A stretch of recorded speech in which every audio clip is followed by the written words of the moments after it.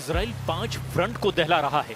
जंगी jet से, मिसाइलों की मार से, बमों की बौछार से इजराइल जंग जीतकर सबसे बड़े दुश्मन से युद्ध का रास्ता तलाश रहा है। लेकिन इजराइल तुर्की से हिसाब बराबर करे उससे पहले कोई ना कोई अड़ंगा लगा दे रहा है। इजराइल को फिर नई वॉर टेंशन ईरान ने दे दी है।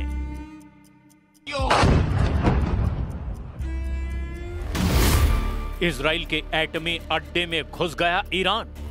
شبکه‌های افراد و پروژه‌های درگیر ساخت و توسعه بمب اتمی در رژیم را ईरान का ऑपरेशन डिमोना, डर गए ट्रंप।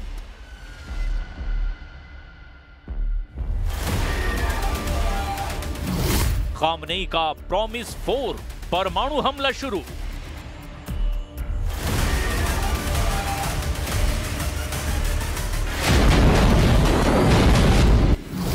आठ मुस्लिम देशों का छल, सुपर पावर से विश्वासघात।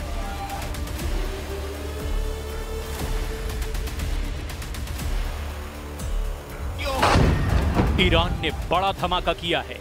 ईरान ने इजराइल को घर में घुसकर दहलाया है। ईरान ने इजराइल के न्यूक्लियर साइट को निशाना बनाया है। ईरान ने नेतन्याहू के न्यूक्लियर साइट के सीक्रेट उड़ा लिए हैं। ईरान ने ऑपरेशन प्रॉमिस 4 शुरू कर दिया है। सुप्रीम लीडर अली खामनेई ने ट्रंप के मुस्लिम देशों से पहले इजराइल को झटका दे दिया है। इजराइल के एटमी अड्डे का ट्रेलर ईरान ने रिलीज किया है। पहली झलक देखिए, पूरी डिटेल आगे दिखाएंगे क्योंकि इजराइल पर भयानक हमला हुआ है। नेतन्याहू के सुपर सीक्रेट परमाणु अड्डे पर ईरान की सेंधमारी से खाड़ी में खलबली मची हुई है। वहीं हूथी लड़ाकों ने इजराइल को फिर से धुआं कर दिया है। मिसाइलों की बौछार से इजराइल दहल रहा है। ईरान समर्थित फाइटर्स अब इजराइल के लिए सबसे बड़ा खतरा बनते जा रहे हैं। इजराइल ने जब से हूथी चीफ अब्दुल मलिक अल हूथी को मार डालने की धमकी दी है, तब से हूथी लड़ाके आर पार का युद्ध शुरू कर चुके हैं। लेटेस्ट ड्रोन हमला उसी एलात शहर पर हुआ, जहां कुछ दिन पहले भी हूथी ने ड्रोन बम का धमाका किया। नए हमले में हूथी फाइटर्स ने ड्रोन से ही इजराइल को चुनौती दी है। 24 घंटे से शुरू हुआ हूथी का हमला कई राउंड में हो सकता है। हूथी प्रवक्ता याह्या सारी ने ऐलान किया कि दुश्मन पर ड्रोन अटैक की कोई लिमिट नहीं है। हैरानी की बात यह है कि हूथी के ड्रोन हमले को इजराइल के आयरन डोम डिफेंस सिस्टम रोक नहीं पा रहे हैं। ईरान समर्थित हूथी विद्रोहियों ने दावा किया कि उन्होंने इजराइल पर 2 ड्रोन दागे। इजराइल की सेना ने बताया कि हूथी के ड्रोन को रोकने की कोशिश की गई, लेकिन कोशिश नाकाम रही। हूथी के हमले में 22 नागरिकों के जख्मी होने की पुष्टि हुई है, जिनमें से 2 की हालत गंभीर है। सिलाहुल जव्विल मुसय्यर फिल क़ुव्वात अल-मुसल्लहत अल-यमनिया अमलियतन अस्करियतन नौइया वज़ालिका बिताइरतैन मुसय्यरतैन استهدفتا هدفين للعدو الإسرائيلي في منطقة أم الرشراش جنوبية فلسطين المحتلة، وقد حققت العملية هدفها بنجاح بفضل الله، وفشلت المنظومات الاعتراضية في التصدي لها। हूथी लड़ाके छोटे ड्रोन से हमला कर रहे हैं, जिन्हें इजराइल के डिफेंस सिस्टम इंटरसेप्ट नहीं कर पा रहे हैं। इजराइल के हाईटेक सिस्टम को चकमा देने के लिए ड्रोन के रडार सिग्नेचर को भी छोटे बनाए जा रहे हैं। जिस एलात सिटी पर दूसरी बार ड्रोन हमला हुआ, वहां इजराइल का आयरन डोम डिफेंस सिस्टम तैनात है, लेकिन हूथी लड़ाके आसानी से हमले को अंजाम दे रहे हैं। هذه العملية هي الثانية خلال 24 ساعة الماضية، حيث نفذ سلاح الجو المسير عملية عسكرية في وقت سابق أمس الثلاثاء، وذلك بعدد من الطائرات المسيرة استهدفت أهدافا عدة للعدو الإسرائيلي في منطقة أم الرشراش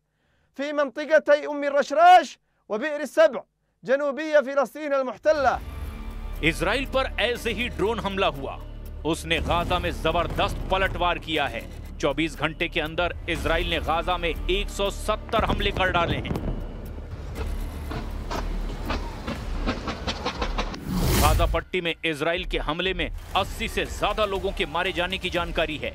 हमला गाजा के दराज इलाके में एक इमारत और शिविरों पर किया गया। इजराइल की सेना ने दावा किया कि हमले में हमास के 2 टॉप कमांडर ढेर कर दिए गए। इजराइल ने 80 लोगों की मौत के दावे को खारिज कर दिया है। गाजा में इजराइल के हेलीकॉप्टर मंडरा रहे हैं। जहां भी हमास लड़ाकों की निशानदेही होती है वहां आसमान से बम बरसा दिया जाता है। बहुमंजिला इमारतों को बम धमाकों से उड़ाकर हमास लड़ाकों को मौत के घाट उतारा जा रहा है। उधर ट्रंप से मिलने पहुंचे नेतन्याहू ने ऐलान कर दिया कि बहुत जल्द बंधकों की रिहाई के साथ ही हमास का टोटल सफाया होगा। उसके बाद ईरान से युद्ध जीता जाएगा। בוושינגטון אני אפגש בפעם הרביעית, יותר מכל מנהיג אחר, עם הנשיא טראמפ, נדון איתו על ההזדמנויות הגדולות שהניצחונות שלנו הביאו, וגם על הצורך שלנו להשלים את מטרות המלחמה. זאת אומרת, להחזיר את כל חטופינו, להכריע את החמאס, ולהרחיב את מעגל השלום שמזדמן לנו בעקבות הניצחון ההיסטורי בעם כלבי וניצחונות אחרים שהשגנו. ट्रंप से मीटिंग से पहले नेतन्याहू ने फिलिस्तीन को मान्यता देने वाले देशों पर भी निशाना साधा है। नेतन्याहू ने फिर से दोहराया कि वो किसी भी कीमत पर फिलिस्तीन देश नहीं बनने देंगे। אני אוקיע את אותם מנהיגים שבמקום להוקיע את הרוצחים, האנסים, שורפי הילדים, רוצים לתת להם מדינה בלב ארץ ישראל. זה לא יקרה. नेतन्याहू के लिए सीरिया फ्रंट से खुशखबरी मिली है, जहां कमांडर जुलानी उर्फ अल शरा ने यह कबूल किया है कि उन्हें इजराइल से डर लगता है। तुर्की की शह पर सीरिया में बशर का तख्ता पलट करने वाले कमांडर जुलानी ने यूएन महासभा में यह आरोप भी लगाया कि इजराइल सीरिया के टुकड़े टुकड़े कर सकता है। لم تهدأ التهديدات الإسرائيلية ضد بلادنا منذ 8 ديسمبر وإلى اليوم، وأن السياسات الإسرائيلية تعمل بشكل يخالف الموقف الدولي الداعم لسوريا وشعبها في محاولة لاستغلال المرحلة الانتقالية مما يعرض المنطقة إلى الدخول بدوامة صراعات جديدة لا يعلم أحد أين تنتهي. وإزاء ذلك تستخدم سوريا الحوار والدبلوماسية لتجاوز هذه الأزمة وتتعهد بالتزامها باتفاق فض الاشتباك لعام 1974। इजराइल को जब हर तरफ कामयाबी मिल रही थी तभी ईरान ने बड़ा खेल कर दिया। ईरान ने इजराइल के न्यूक्लियर प्रोग्राम के सीक्रेट उड़ा लिए हैं। ईरान ने नेतन्याहू के एटमी अड्डे की पूरी पिक्चर रिलीज कर दी है। इजराइल के परमाणु अड्डे का वीडियो डिमोना सेंटर का बताया गया है। ईरान के जारी किए गए वीडियो में न्यूक्लियर सेंटर की तस्वीरों के साथ वैज्ञानिकों के पासपोर्ट और आईडी कार्ड भी देखे जा सकते हैं। वीडियो में न्यूक्लियर सेंटर के नक्शे और दस्तावेज भी दिखाए गए हैं। ईरान ने इजराइल की जिस गुप्त एटमी अड्डे का वीडियो रिलीज किया वो रेगिस्तानी इलाके में बना है। डिमोना परमाणु अड्डा दक्षिणी इजराइल के नेगेव रेगिस्तान में डिमोना शहर से लगभग 13 किलोमीटर दूर है। डिमोना न्यूक्लियर सेंटर को 1958 में प्रधानमंत्री डेविड बेन गुरियन ने बनवाया था। डिमोना एटमी साइट पर नेगेव परमाणु अनुसंधान केंद्र स्थापित किया गया। शुरुआती 10 सालों तक इजराइल ने एटमी सेंटर को कपड़े का कारखाना बताया। हालांकि संयुक्त परमाणु ऊर्जा खुफिया समिति को दिसंबर 1960 में डिमोना का सच पता लग गया था। अमेरिकी खुफिया रिपोर्ट में डिमोना में प्लूटोनियम डिजाइन के पुख्ता सबूत मिले हैं। इसके बाद साल 1986 में इजराइल के एटमी प्रोग्राम का कच्चा चिट्ठा वहां काम करने वाले एक कर्मचारी ने खोला।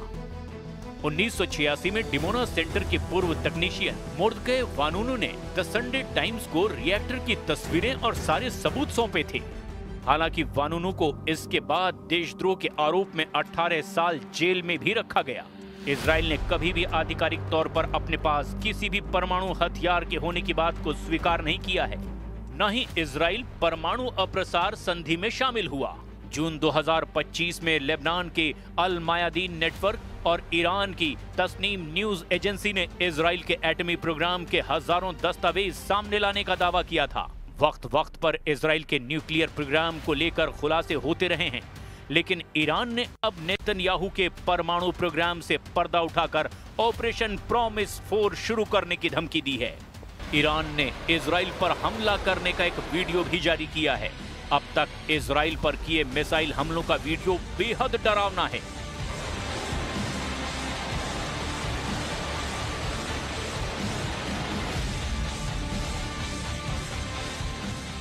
بدانند که ایران این کهن‌ترین تمدن پیوسته جهان همواره در برابر تندبادهای تاریخ استوار ایستاده است.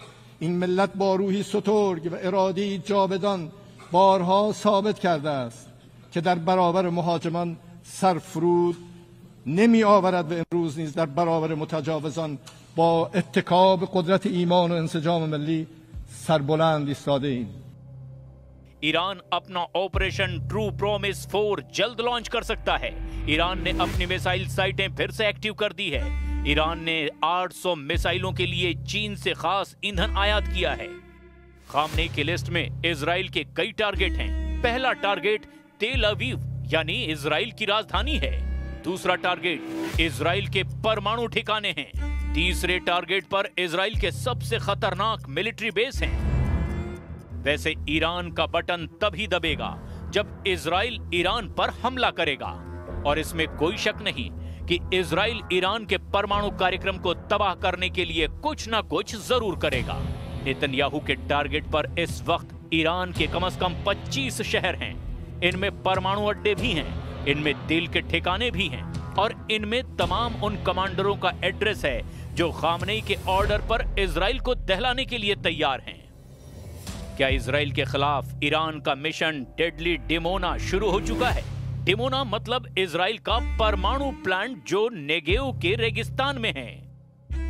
इसमें कोई शक नहीं कि इजराइल के हमला करने के सुगबुगाहट के बीच ईरान पलटवार के लिए पहले से ही तैयार है।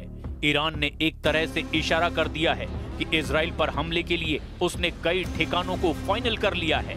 मसूद पजेश्कियन ने यूएन महासभा में डंके की चोट पर यह दावा किया कि उन्होंने 12 दिन के युद्ध में इजराइल और अमेरिका दोनों को बराबर की टक्कर दी है। دفاع 12 روزه مردم میهن‌دوست و دلاور ایران محاسبه وهم‌آلود خودستایان متجاوز را به رخ آنان کشیدند. دشمنان ایران ناخواسته اتحاد مقدس ملی را قوام بخشیدند. مردم ایران با وجود شدیدترین، طولانیترین و سنگینترین تحریم‌های اقتصادی، جنگ روانی و رسانه‌ای و تلاش‌های مستمر برای ایجاد تفرقه به مجرد شلیک نخستین گلوله به خاکشان یکپارچه حامی نیروهای مسلح دلیر خود شدند و امروز نیز خود شهیدانشان را، خون شهیدانشان را پاس می‌دارند. आग बराबर लगी है। ईरान इजराइल के हमलों से घायल है। इजराइल ने ईरान के एटमी अड्डों को अमेरिका के साथ मिलकर तबाह किया है। ईरान मौका मिलते ही नेतन्याहू का डिमोना ड्रीम ढहा सकता है। ईरान को रूस से हथियारों की सप्लाई शुरू हो चुकी है। सुखोई 35 जंगी जेट और S-400 जैसे विध्वंसक हथियारों से लैस होते ही ईरान आर पार का युद्ध शुरू कर सकता है। मुमकिन है इजराइल ईरान को वक्त ही ना दे। रिकॉर्ड तो यही बताता है कि इजराइल दुश्मन पर